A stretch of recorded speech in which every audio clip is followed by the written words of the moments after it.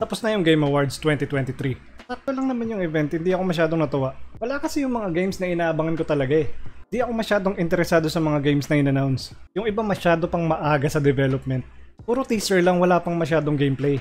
Expected na din naman yung mga nanalo. Best mobile game yung Marvel Snaps. Kaya kung naghanap ka ng game na malalaro mo pag nandun ka sa Inidoro, i-download mo na to sa phone mo. Kagaya ng inaasahan, humakot ng maraming award yung Elden Ring tsaka yung God of War. 6 na award yung napunta sa God of War na tama lang naman, deserve naman nila yon. 4 naman sa Elden Ring. Kasama na sa 4 na yun yung pinakamalaking award, yung Game of the Year. Sa totoo lang, kahit alin naman sa mga na-nominate sa Game of the Year, kahit alin dun yung manalo, okay lang. Kasi quality yung mga na-nominate eh, walang tapon. Pagkatapos naman ng speech ng Elden Ring, nangyari to. Hey, Matan! You know, real quick, I want to thank everybody and say that I think I want to nominate this award to my Reformed Orthodox Rabbi Bill Clinton. Thank you, everybody. Hindi ko alam kung anong nangyari doon. Sabi niya gusto niya i-nominate si Reformed Orthodox Rabbi Bill Clinton? Ano? Ba't mo ginawang Hudyo si Bill Clinton? At bakit mo siya gustong manalong Game of the Year? Tapos noon na-aresto na daw yung batang yon na dapat lang naman. Pero kahit ganun mas okay pa din yung speech niya kaysa kay Chris Judge. Nung nanalo siyang best performance as Kratos sa God of War, ang haba ng speech niya na yun, nainip ako. Kauumpisa pa lang ng show, parang gusto mo nang tapusin na agad. Kawawa naman si Scarface, gusto nang umupo, pinaghintay mo pa. Pero wala nang mas lalala pa sa announcement ng Crash Bandicoot. Yung paraan ng pagkaka-announce nila sa game na yun, na magha-heist sila sa Game Awards tapos nanakawin nila lahat ng Wampa Fruits. Naawa ako kay Crash. Nahiya ako para sa kanila. Alam mo yung diskarte mo na akala mo ayos yung gagawin mo pero hindi pala. Parang ganun yung nangyari. Siyempre dito sa Game Awards maraming game announcement pero konti lang yung na-excite ako. Nagpakita ng bagong trailer yung Atomic Heart. Ayun, inaabangan ko pa rin, yun lang. Hintay na lang lumabas. Pero para sa mga hindi nakakaalam, Day 1 release yung Atomic Heart sa Game Pass at ang release nito February 2, 2023. May bagong horror game na pinakita, yung Post-Trauma. Parang PT o lumang Resident Evil yung vibe niya. Hintayin ko pag may gameplay na para malaman natin kung maganda ba talaga. Meron ding bagong gameplay na idadagdag sa Among Us. Hide and seek, tagu-taguan. Pero dito pag nabong ka, papatayin ka ng mamamatay tao. Hindi pala mamamatay tao. Hindi naman tao yung mga nasa Among Us eh. Alien. Mamamatay alien. May bagong IP na in-announce galing sa creator ng BioShock. Parang teaser lang pero mukhang sinundan nila yung tema ng BioShock. Matagal pa siguro to, ilang taon pa to malamang, kaya di pa ako excited. Saka na ako may excite.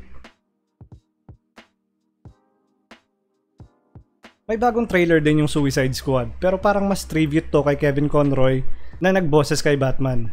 Namatay na siya pero siya pa din yung boses ni Batman dito. Wala pa din release date pero sana maging maganda yung game na to. Sana makabawi sila sa nangyari sa Gotham Knights. Ito yung trailer na pinaka natuwa ako, Star Wars Jedi Survivor.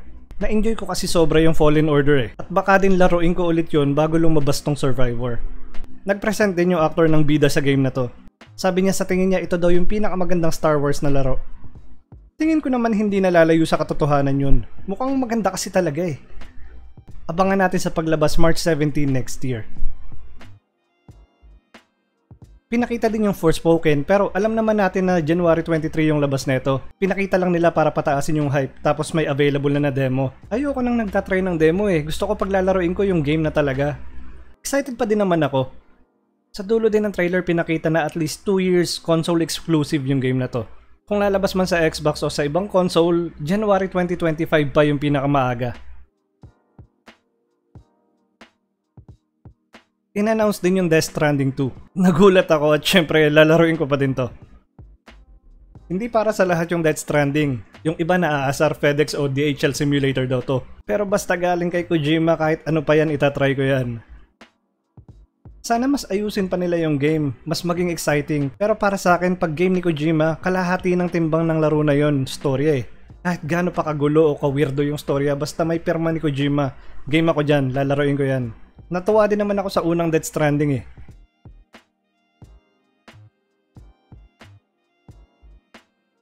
Pag-iisahin ko na lang dito yung Returnal at Last of Us Part 1 na lalabas daw sa PC. Nasusunod na yung trend na yung mga PS5 exclusives lumalabas na din talaga sa PC. sumusunod sila sa yapak ng Xbox kasi nakikita nila malaki talaga yung market sa PC. Tingin ko good to kasi ang gaganda ng games nila, dapat ma-experience ng mas marami.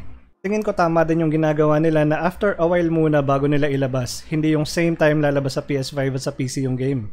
Sa technique na yun kasi pag na-try ng PC gamer yung game nila at nagustuhan, posibleng kumuha sila ng PS5 para makasabay sila sa release, di ba? Marami pa talagang mga lumabas na game pero puro talaga wala pang gameplay. Yung iba may potential pero wala pa yung sa stage na na-excite ako. Para sa akin mahina yung Game Awards ngayong taon. Sana talaga bumalik na yung E3 sa 2023. Ikaw ba, alin sa mga in-announce na game yung excited kang lumabas? Sabihin mo sa comment pag-usapan natin. Pa-like na din o dislike, subscribe ka na din para makita mo yung mga susunod na videos namin.